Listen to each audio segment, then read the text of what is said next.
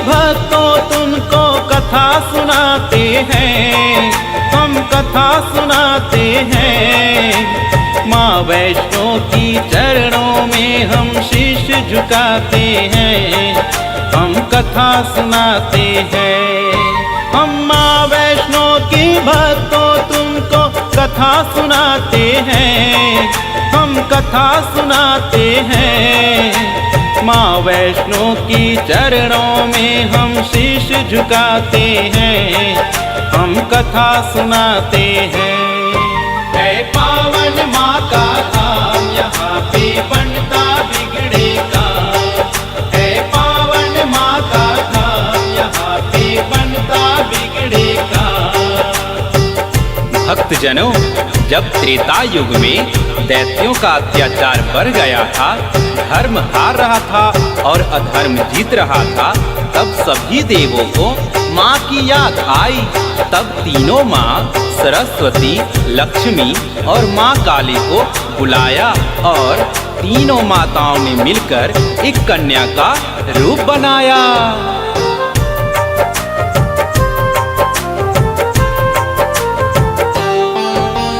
बढ़ गया त्रेता युग में दैत्यों का अत्याचार, हो रही थी विजय अधर्म की, धर्म रहा था हार। सारे देवगणों को फिर तो माँ की याद आई। सरस्वती, महालक्ष्मी और माता काली आई। तीनों देवियों ने मिलकर कन्या का बनाया रूप। ना देखा और कभी ना सुना ऐसा था स्वरूप। हाथ जोड़ कर बोली कन्या माता बतलाओ, मुझे बनाने का प्रयोजन हमको बतलाओ। सारे देवगण जयकारा माता का लगाते हैं, हम कथा सुनाते हैं। माँ वैष्णो की चरणों में हम शीश झुकाते हैं, हम कथा सुनाते हैं। है पावन माँ का धाम, यहाँ पे बनता बिगड़े काम। है पावन माँ का धाम, यहाँ पे बनता बिगड़े काम। भक्तजनों, तीनों माता ने कन्या से कहा कि एक राजा है जिनका नाम रत्नाकर है, तुम उनके घर में जन्म लो। और कन्या राजा रत्नाकर के घर में कन्या के रूप में जन्म लिया। भक्तों, उस कन्या का नाम त्रिकुटा और वैष्णवी पड़ा।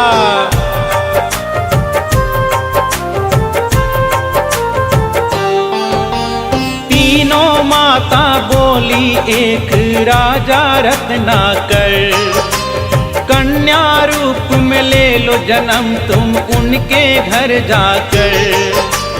फिर कन्या ने माता के आदेश को मान लिया, राजा रत्नाकर के घर में जन्म है ले लिया।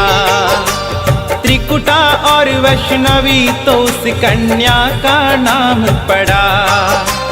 अद्भुत कन्या जन्म ली, राजा प्रसन्न हुआ है बड़ा।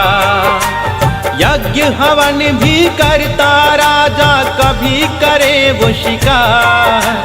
खेल खेल में राजा ने कई पशु पक्षी दिए मार। इसके आगे की कथा हम तुम्हें बताते हैं, हम कथा सुनाते हैं। माँ वैष्णो की चरणों में हम शीश झुकाते हैं, हम कथा सुनाते हैं। है पावन माँ का धाम, यहाँ पे बनता बिगड़े काम। है पावन माँ का धाम, यहाँ पे बनता बिगड़े काम। भक्तजनों, पिता का इस तरह निर्दोष पशु पक्षियों को मारना वैष्णवी को अच्छा नहीं लगा और उन्होंने अपने पिता को समझाया कि इन निर्दोष जीवों का वध नहीं करना चाहिए। जब आप इन्हें वापस जीवित नहीं कर सकते हैं तो इन्हें मारने का अधिकार भी आपको नहीं है। बेटी के ऐसे विचार सुनकर राजा रत्नाकर का मन बहुत हर्षित हुआ।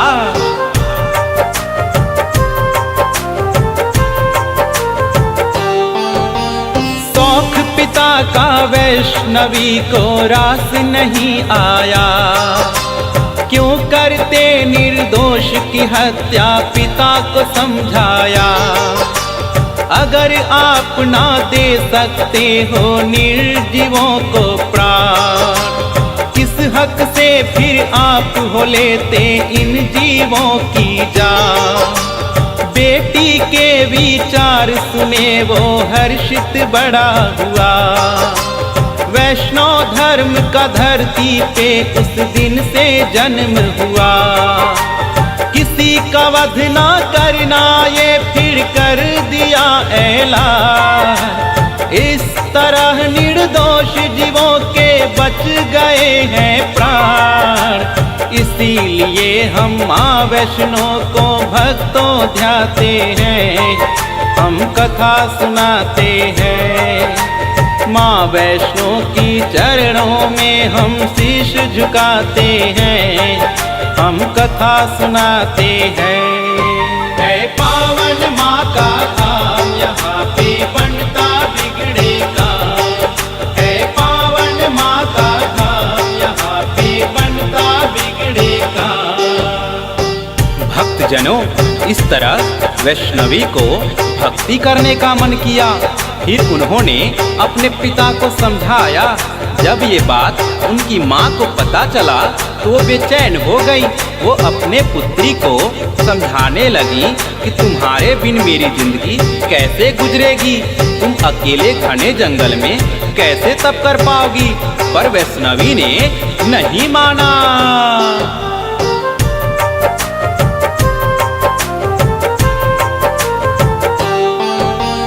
भक्ति के फिर मार्ग पे कन्या का है मन आया। करना है तप मुझको मात पिता को समझाया।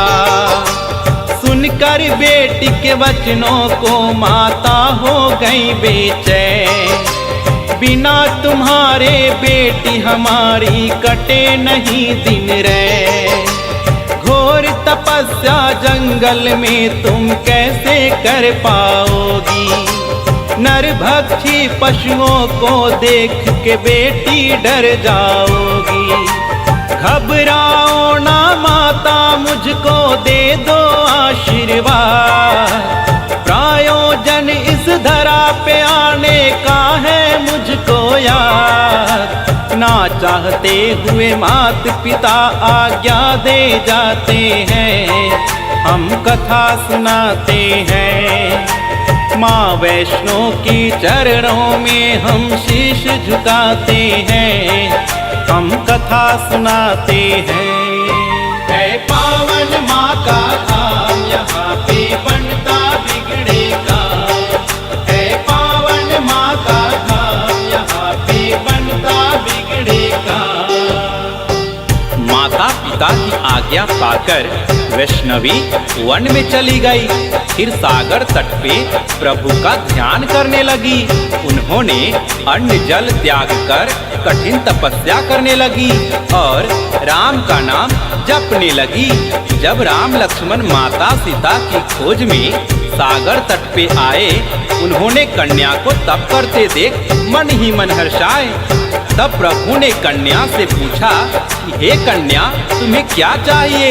तो वैष्णवी ने कहा कि मुझे अपनी पत्नी के रूप में स्वीकार करें।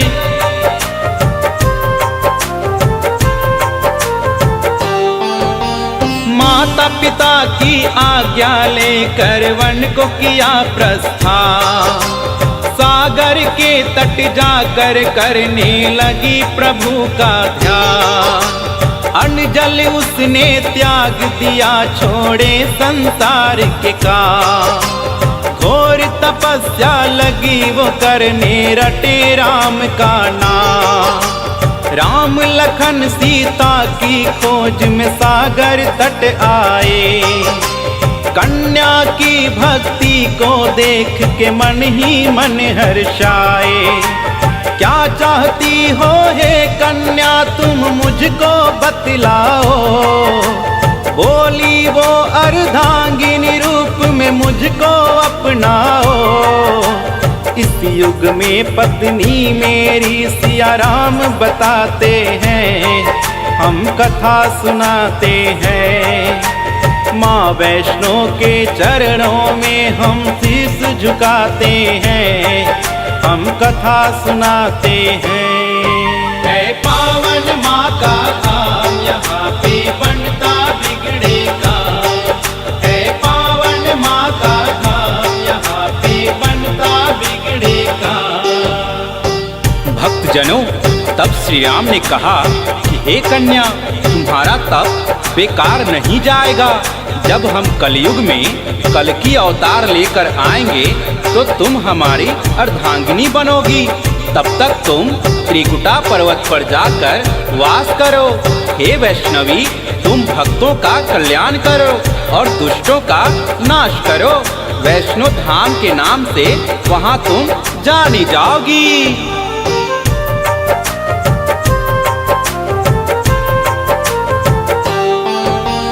बोले राम है कन्या तेरा तप ना हो बेकार। कलयुग में जब कल की रूप का लेंगे हम अवतार, फिर तुमको अर्धांगिनी रूप में हम अपनाएंगे। इच्छा पूर्ण होगी जब कल की बन आएंगे। त्रिकुट पर्वत पर जाकर तब तक तुम वास करो। भक्तों का उद्धार करो, दुष्टों का नाश करो। वहाँ वैष्णो देवी नाम से तुम तो जानी जाओगी। सारी सृष्टि में है कन्या ख्याति पाओगी। राम प्रभु त्रिकुटा को ये तो वर दे जाते हैं, हम कथा सुनाते हैं। माँ वैष्णो के चरणों में हम शीश नवाते हैं, हम कथा सुनाते हैं। है पावन माँ का धाम, यहाँ पे बनता बिगड़ेगा। है पावन माँ का धाम, यहाँ पे बनता बिगड़ेगा। भक्तजनों, जो भी भक्त श्रद्धा भाव से यहाँ आते हैं, माता उनका कल्याण करती है। माता तीनों रूप में सरस्वती, लक्ष्मी और माँ महाकाली निवास करती हैं और भक्तों का कल्याण करती है।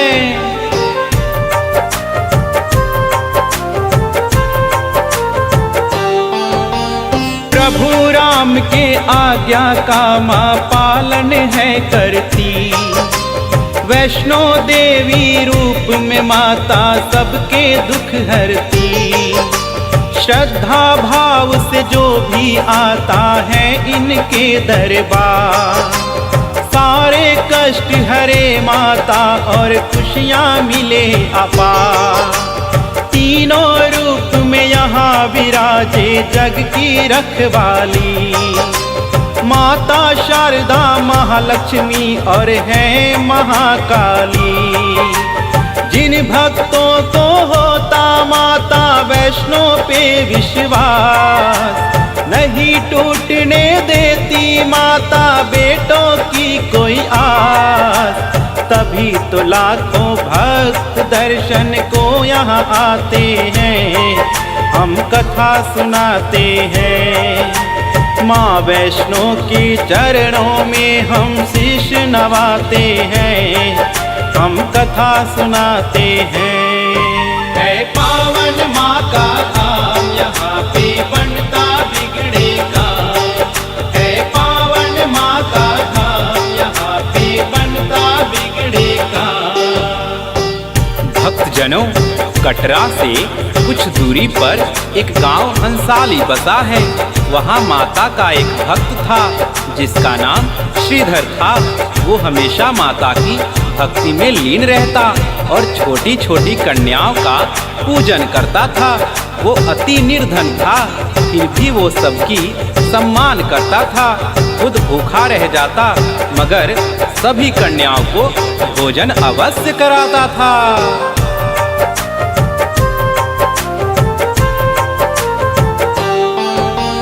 कटरा से कुछ ही दूरी पर एक हंसाली गाँव, माता का एक भक्त हुआ था जिसका श्रीधर नाम।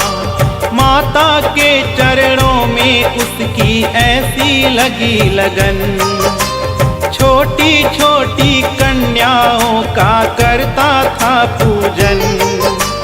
गंगा जल से कन्याओं के पैरों को धोता, करवाता उनको भोजन चाहे खुद भूखा सोता। अति निर्धन भी होकर सबका करता था सम्मान, एक ही चिंता थी उसको ना थी कोई संतान। माता के चरणों में नित अरदास लगाते हैं, हम कथा सुनाते हैं। माँ वैष्णो की चरणों में हम शीश नवाते हैं, हम कथा सुनाते हैं। है पावन माँ का धाम, यहाँ पे बनता बिगड़े काम। है पावन माँ का धाम, यहाँ पे बनता बिगड़े काम। भक्तजनों, श्रीधर के मन में एक सवाल आया कि मेरी भक्ति में कोई कमी है जो माँ मेरा ख्याल नहीं रखती। उन्होंने माँ से कहा कि जब तक आप दर्शन नहीं दे देते मैं अन्न जल ग्रहण नहीं करूँगा, और रोज की तरह कन्याओं का पूजन करने लगा। तब माँ खुश होकर श्रीधर को कन्या के रूप में दर्शन दिए।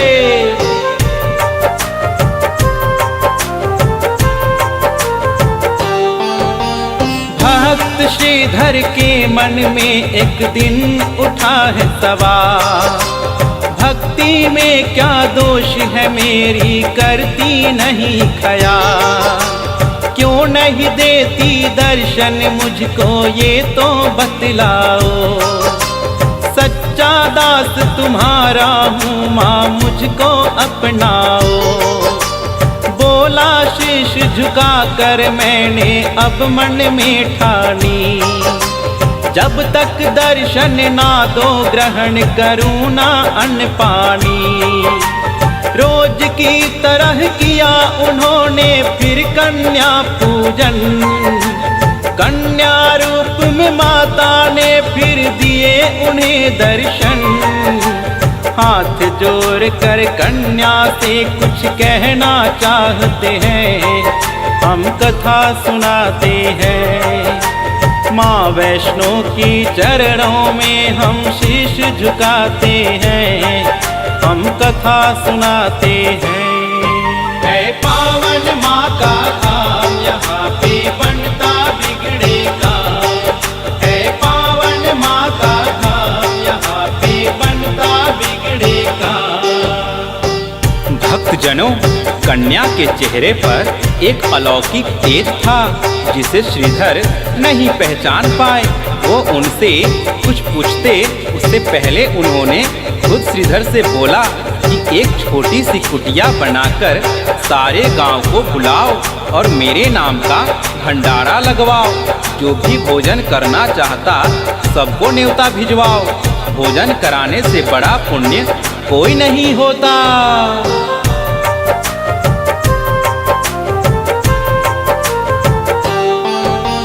कौन अलौकिक शक्ति है ये ना वो पहचाने, करते प्रश्न इससे पहले खुद ही लगी बताने। है मेरा आदेश कि सारा गाँव को बुलवाओ, मेरे नाम से कुटिया में भंडारा लगवाओ। जो भी मिलता जाए उसको दे देना न्योता। भोजन करवाने से बड़ा कोई पुण्य नहीं होता। मन ही मन में सोचे श्रीधर ये कैसे हो पाए। छोटी सी कुटिया में कैसे सारा गांव आए। अति निर्धन ते श्रीधर चिंता में पड़ जाते हैं, हम कथा सुनाते हैं। माँ वैष्णो की चरणों में हम शीश नवाते हैं, हम कथा सुनाते हैं। है पावन माँ का धाम, यहाँ पे बनता बिगड़े काम। है पावन माँ का धाम, यहाँ पे बनता बिगड़े काम। प्रिय भक्तों, श्रीधर अति निर्धन था।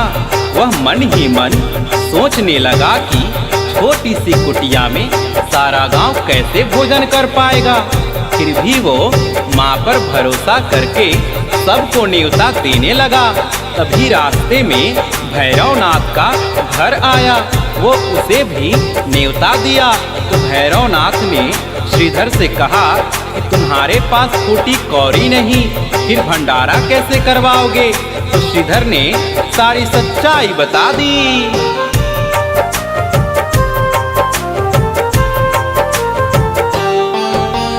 हे जग जननी माता, तुम ही रखना मेरी लाज। कठिन परीक्षा है मेरी, मुझको लगता है आज। घर घर वो जा कर के निमंत्रण सबको दे आया। भैरवनाथ का डेरा भी रास्ते में था पाया। हाथ जोड़ कर बोला कल भंडारा लगवाऊंगा। सारे गांव के संग आपको भोजन करवाऊंगा। बोले भैरवनाथ श्रीधर क्या तुमने पाया। फूटी कौड़ी नहीं है, कैसे भंडारा करवाया। उस कन्या के बारे में श्रीधर बतलाते हैं, हम कथा सुनाते हैं। माँ वैष्णो की चरणों में हम शीश झुकाते हैं, हम कथा सुनाते हैं। है पावन माँ का धाम, यहाँ पे बनता बिगड़े काम। है पावन माँ का धाम, यहाँ पे बनता बिगड़े काम। प्रिय भक्तों, श्रीधर की बात सुनकर भैरवनाथ बड़ा अचंभित हुआ।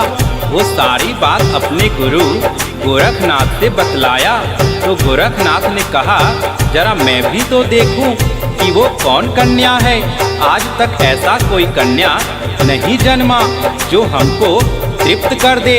अपने सभी शिष्यों के साथ हम उसके यहाँ आएंगे, देखते हैं वो कैसे हमें तृप्त कर पाते हैं। फिर भैरवनाथ और गोरखनाथ अपने शिष्यों समेत भंडारा में आ गए।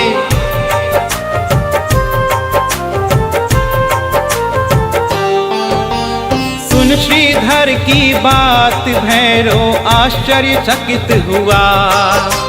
गोरखनाथ गुरु को सारी बात बताने लगा। बोले गोरखनाथ की देखे कौन है वो कन्या। कर दे हमको तृप्त, अभी तक कोई नहीं जन्मा। अपने शिष्यों के संग में हम श्रीधर के यहाँ जाए। देखते हैं वो कैसे हमको भोजन करवाए। भैरव और गोरख अपने चेलों के संग आए। बने हैं 56 भोग, देख के वो तो चकराए। कुटिया उतनी बढ़ती जितने जन बढ़ जाते हैं, हम कथा सुनाते हैं। माँ वैष्णो की चरणों में हम शीश नवाते हैं, हम कथा सुनाते हैं। है पावन माँ का धाम, यहाँ पे बनता बिगड़े काम। है पावन माँ का धाम, यहाँ पे बनता बिगड़े काम। भक्तजनों, जब भैरव और गोरखनाथ वहाँ आए तो देखा कि एक कन्या सबको भोजन करा रही थी, जो बिल्कुल असाधारण कन्या थी। तब भैरव गुरु से बोले, इसका इम्तिहान लेना पड़ेगा। तब भैरव ने कन्या से कहा कि ये भोजन हम नहीं करेंगे, हमारे लिए पीने के लिए मदिरा और खाने के लिए मांस मंगवाओ।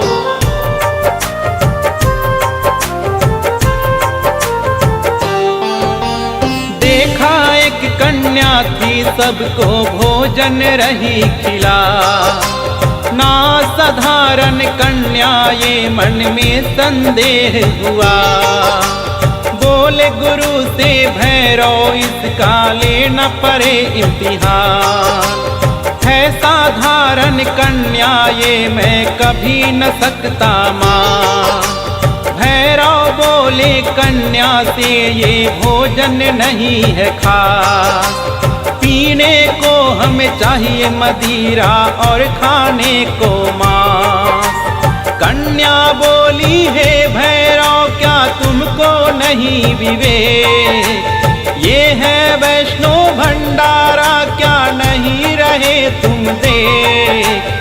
फिर भैरव कन्या का हाथ पकड़ने आते हैं, हम कथा सुनाते हैं। माँ वैष्णो की चरणों में हम शीश झुकाते हैं, हम कथा सुनाते हैं। है पावन माँ का धाम, यहाँ पे बनता बिगड़ेगा। है पावन माँ का धाम, यहाँ पे बनता बिगड़ेगा। भक्तजनों, इतने में भैरवनाथ माता का हाथ पकड़ना चाहते थे। जैसे ही वो आगे बढ़ा, माता अंतर ध्यान हो गई, परंतु भैरव को अपने तप पे बड़ा गुमान था। माता गर्भजून गुफा में जाकर बैठ गई।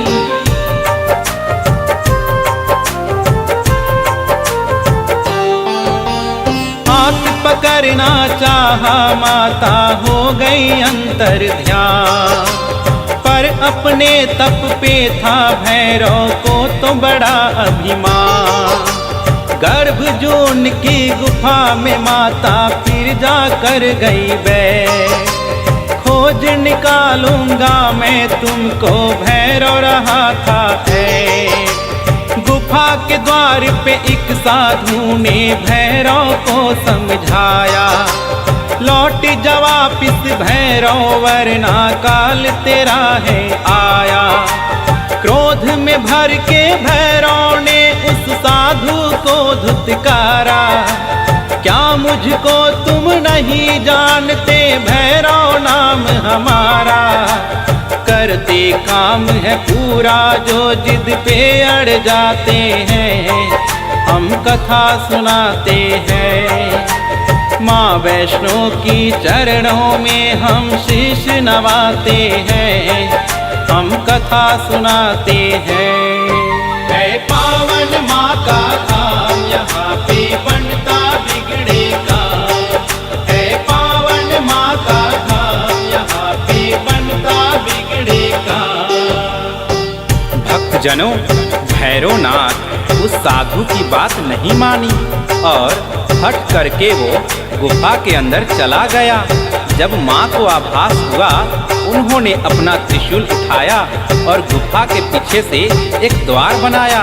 जब भैरवनाथ कन्या को गुफा में नहीं पाया तो वो और बेचैन हो गया। माँ त्रिकुट पर्वत की गुफा में जाकर बैठ गई।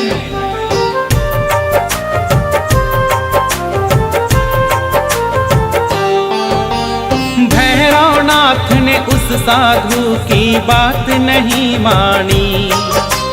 हट करके घुस गया गुफा में वो भैरव अभिमानी। माता को आभास हुआ तो अपना त्रिशूल उठाया। गुफा के पिछले भाग में जाके रास्ता एक बनाया। कहाँ गई वो कन्या, भैरव होने लगा बेचैन। जब तक भेद नहीं जानूंगा, आए न मुझको चैन। त्रिकूट पर्वत की गुफा में विद्यमान थी माँ, कहाँ छुपेगी कन्या तेरा पीछा छोड़ू ना।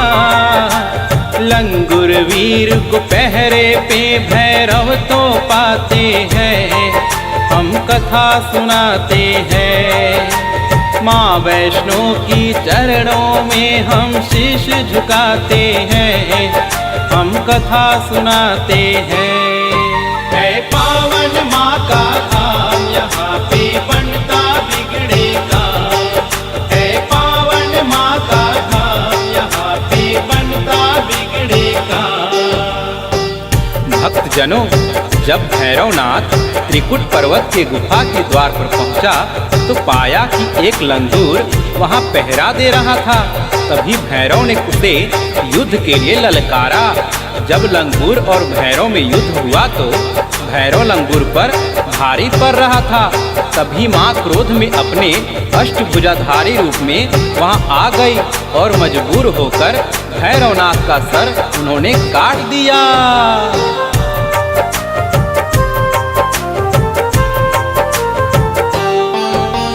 लंगूर वीर को भैरव ने फिर युद्ध के लिए ललकारा। कहाँ थे पीछे हटने वाले, दिया जवाब करारा।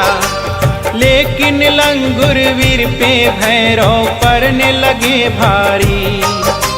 क्रोध में भर के आ गई माता अष्टभुजाधारी। वध करने पर भैरव का माता हो गई मजबूर। काट दिया सर भैरवनाथ का, गिरा वो जाके दूर। भैरव को अपनी गलती का फिर आभास हुआ। किया कराए तप का मेरे माता नाश हुआ। माता से विनती करके वो माफी पाते हैं, हम कथा सुनाते हैं। माँ वैष्णो की चरणों में हम शीश झुकाते हैं, हम कथा सुनाते हैं। है पावन माँ का धाम, यहाँ पे बनता बिगड़े काम। है पावन माँ का धाम, यहाँ पे बनता बिगड़े काम। भक्तजनों, माता ने भैरव को माफ कर दिया और कहा कि हे भैरव, तुम्हारा तप व्यर्थ नहीं जाएगा। जो भक्त मेरे दर पे आएंगे वो तेरे दर भी जाएंगे। तेरे बगैर मेरे दर्शन अधूरे माने जाएंगे।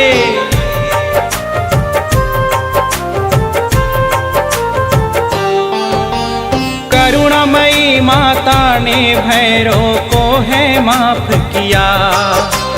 भूल को कर दिया माफ, तेरी मैंने इंसाफ किया। हे भैरव, तेरा तप यूं ही तो व्यर्थ नहीं जाएगा। जो मेरे दर्शन करेगा वो तेरे दर भी आएगा। माने जाए मेरे दर्शन तेरे तो बिना अधूरे। मेरे बाद तेरे दर पे आए तभी वो होंगे पूरे। इसीलिए जो भक्त वैष्णो द्वार पे आते हैं, माता के दर्शन कर भैरव मंदिर जाते हैं। जोड़ जोड़ से माता की जयकार लगाते हैं, हम कथा सुनाते हैं। माँ वैष्णो की चरणों में हम शीश झुकाते हैं, हम कथा सुनाते हैं। है पावन माँ का धाम, यहाँ पे बनता बिगड़े काम। है पावन माँ का धाम, यहाँ पे बनता बिगड़े काम। भक्तजनों, फिर माता ने श्रीधर के सपने में आकर उसे वरदान दिए, तुम्हें 4 संतान होंगे। युगों युगों तक पूजा मेरी तेरा वंश करेगा और तुम निर्धन नहीं रहोगे। हमेशा तुम्हारे भंडार भरे रहेंगे। माता का वचन सुनकर श्रीधर बहुत प्रसन्न हुआ।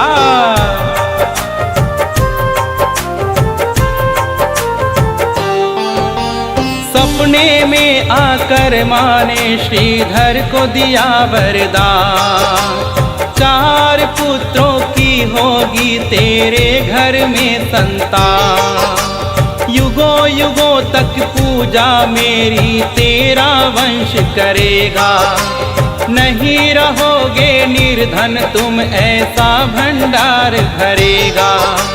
माता के वचनों को सुनकर श्रीधर धन्य हुए, सब इच्छाएं हो गई पूरी अति प्रसन्न हुए।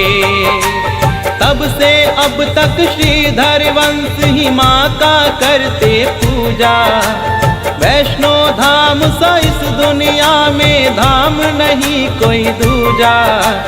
विकेश काव्या सदा ही वैष्णो माँ को ध्याते हैं, हम कथा सुनाते हैं। वैष्णो माँ की चरणों में हम शीश झुकाते हैं, हम कथा सुनाते हैं। है पावन माँ